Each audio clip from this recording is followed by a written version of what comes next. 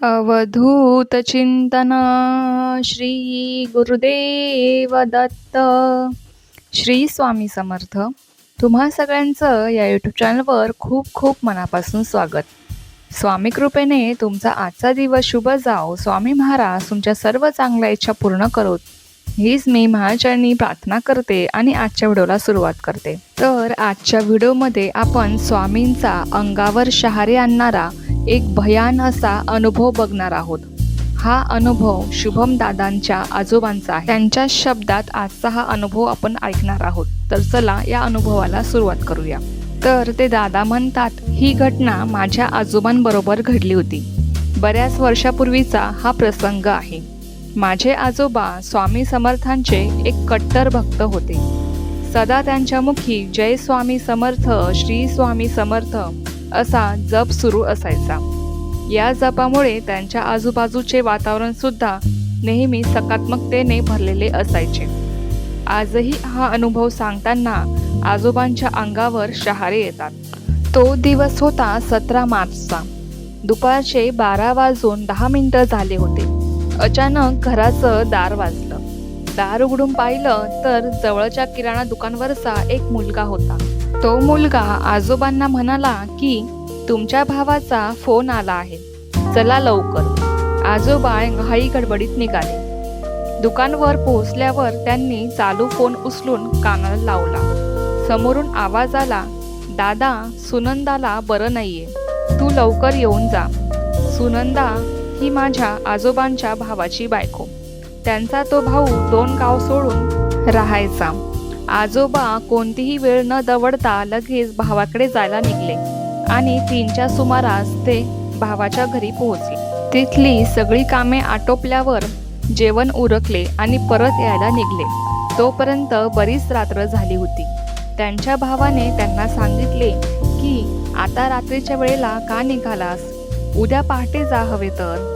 पण आजोबांनी काहीतरी महत्त्वाचं कामाचं कारण दिलं आणि ते रात्री 10:30च्या सुमारास आपल्या घरी यायला निघले. त्यांनी गावाची वेस सोडली आणि एका पायवाटेने पुढे चालत जाऊ लागले. मुखात स्वामी नामाचा जप सुरूच होता. गावाच्या वेशीबाहेर सदाचे शेत होते आणि शेतीपासून जवळपास 4 किलोमीटर अंतरावर त्यांचं घर. एव्हाना निघून काही तास उलटले होते. रात्रीचा 1 किंवा 1:30 वाजून गेला असेल. त्या शेतातून जाताना त्यांना कोल्हे कोळी ऐकू आली. अंगावर काटा येईल असा आवाज होता तो.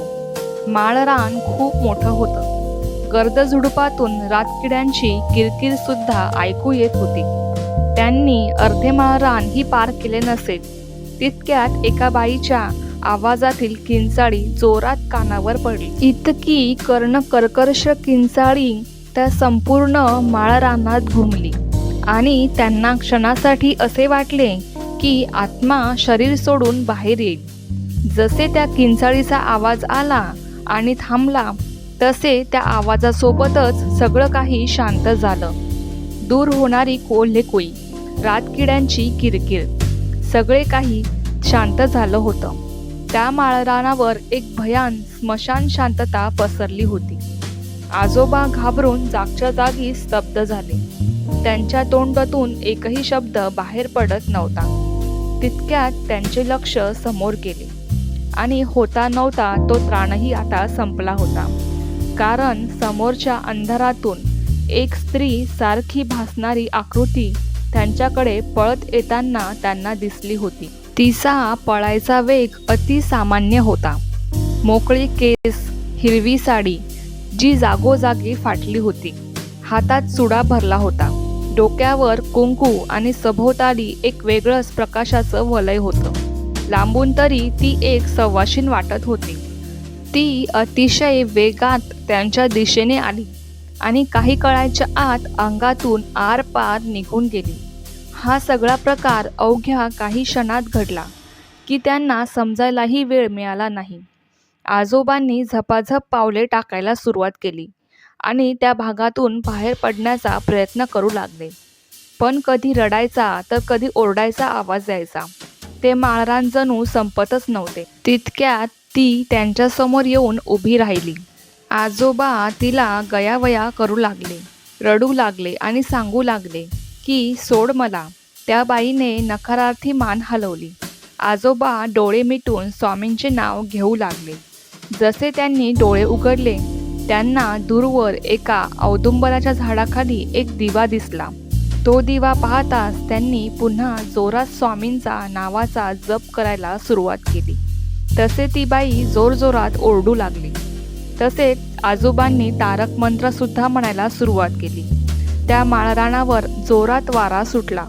त्या औदुंबराच्या पारावर एक तेजोमय आकृती प्रकट होऊ लागली. परिसरात एक कणखर, जड पण कानाला आणि मनाला शांती देणारा एक आवाज उतरला. उगाची भीतोसी भयही पळू दे, वसे अंतरी ही स्वामी शक्ती कळू दे. जगी जन्म मृत्यू असे खेळ ज्यांचा, नको घाबरू तू असे बाळ त्यांचा. अशक्य ही शक्य करतील स्वामी. त्या झाडाखाली एक स्पष्ट अशी आकृती दिसत होती. ती होती आपल्या श्री स्वामी समर्थ महाराजांची. साक्षात परब्रह्म जगतपिता आले होते. संपूर्ण औदुंबर आणि शिवार प्रकाशमय झालं होतं. एक आदेश आला, सोड त्याला, नाहीतर गाठ माझ्याशी आहे. आवाजात हुकूम होता, पण त्यांच्या कानात कोणीतरी अमृत टाकल्यासारखा असा तो आवाज, जो निशंक आणि निर्भय करत होता. आजोबांनी त्या जगतपिता समोर हात जोडले आणि बोलले, स्वामी मला वाचवा. तेवढ्यात प्रकाश इतका प्रखर होत वाढत गेला की त्या बाईच्या आत्म्याला तो सहन झाला नाही आणि त्यात ती विरून गेली. एक दिलासादायक आवाज परिसरात घुमू लागला, भिऊ नकोस, मी तुझ्या पाठीशी आहे. आता झाडाखाली कोणीही नव्हतं, फक्त दिवा शांतपणे तेवत होता. आजोबा त्या झाडाजवळ गेले आणि त्यांनी हात जोडले. स्वामींचे मनापासून आभार मानले व पारावर जाऊन बसले. अचानक त्यांना कानाजवळ एक आवाज आला, बाळा थकला असशील ना, ये डोकं ठेव मांडीवर आणि काही वेळ आराम कर. अचानक त्यांचं डोकं कोणीतरी हळूवार पारावर ठेवलं आणि त्यांना शांत झोप लागली. त्यांना स्वप्नात असं दिसलं की साक्षात ते जगतपिता श्री स्वामी समर्थ महाराजांच्या मांडीवर डोकं ठेवून झोपले आहेत आणि स्वामींचा हात त्यांच्या डोक्यावरून फिरत आहे. जाग आली तर सकाळ झाली होती. ते त्याच पारावर झोपले होते. बाजूला पाहिलं तर स्वामींचा एक सुंदर फोटो तिथे होता. बाबांनी तो फोटो हातात घेतला, फोटोला नमस्कार केला आणि गावाकडे चांगल्या आठवणी घेऊन आणि घडलेला वाईट प्रसंग मागे सोडून पुढचा प्रवास त्यांनी सुरू केला. तर स्वामी भक्तांनो, असा होता या दादांच्या आजोबांचा अनुभव, जो ऐकला तरी अंगावर शहारे येतात. खरोखर खूप धन्य आहेत ते आजोबा, ज्यांना साक्षात श्री स्वामी समर्थ महाराजांनी दर्शन दिलं. त्यांच्या मांडीवर डोकं ठेवून ते झोपले. बघा, जेव्हा आपण स्वामींचे नाम घेतो तेव्हा स्वामींचं एक सुरक्षा कवच आपल्या भोवती नेहमी असतं. म्हणूनच म्हणतात ना, ज्यांच्या मुखी स्वामींचे नाम तिथे भयाचे काय काम. त्या दादांचे आजोबा सतत स्वामींचे नामस्मरण करत असत. त्यामुळे स्वामींचं रक्षा कवच त्यांच्यासोबत नेहमी होतं. जेव्हा त्यांनी स्वामींचा तारक मंत्र म्हणायला सुरुवात केली त्यावेळेस त्या वाईट शक्तीचं पण त्यांच्यासमोर काहीच चाललं नाही. एवढी शक्ती आपल्या स्वामी नामात आणि तारक मंत्रात आहे. म्हणून स्वामींचं नामस्मरण करत जा, कारण स्वामींच्या नामस्मरणामध्येच खूप ताकद आहे. जरी तुम्हाला कोणतीही सेवा करायला जमली नाही तरी तुम्ही स्वामींचे नामस्मरण कधीही करू शकतात. कोणतंही काम करताना करू शकतात, प्रवासात करू शकतात. स्वामींच्या नामस्मरणाला तुम्हाला कोणतंही बंधन नाही आहे. ते तुम्ही कुठेही, कधीही आणि कोणत्याही वेळेला करू शकतात. स्वामींच्या नामस्मरणामध्ये इतकी ताकद आहे, जरी संकट तुमच्या 2 पावलावर आहे पण तुमच्या मुखात जर स्वामींचं नामस्मरण असेल तर ते संकट तुम्हाला स्पर्शसुद्धा करू शकत नाही. इतकी ताकद आहे या नामस्मरणामध्ये. म्हणून स्वामींचं नामस्मरण करा, तारक मंत्र म्हणा. तुम्हाला कोणतीही सेवा करायला जमलं नाही पण स्वामींचं नामस्मरण जर तुम्ही केलं तर स्वामी तुमचं प्रत्येक संकटातून रक्षण करतील. तर तुम्हाला हा अनुभव कसा वाटला हे मला नक्कीच कमेंट बॉक्समध्ये सांगा आणि अनुभव आवडला असेल तर व्हिडिओला लाईक, शेअर, सबस्क्राईब करायला विसरू नका.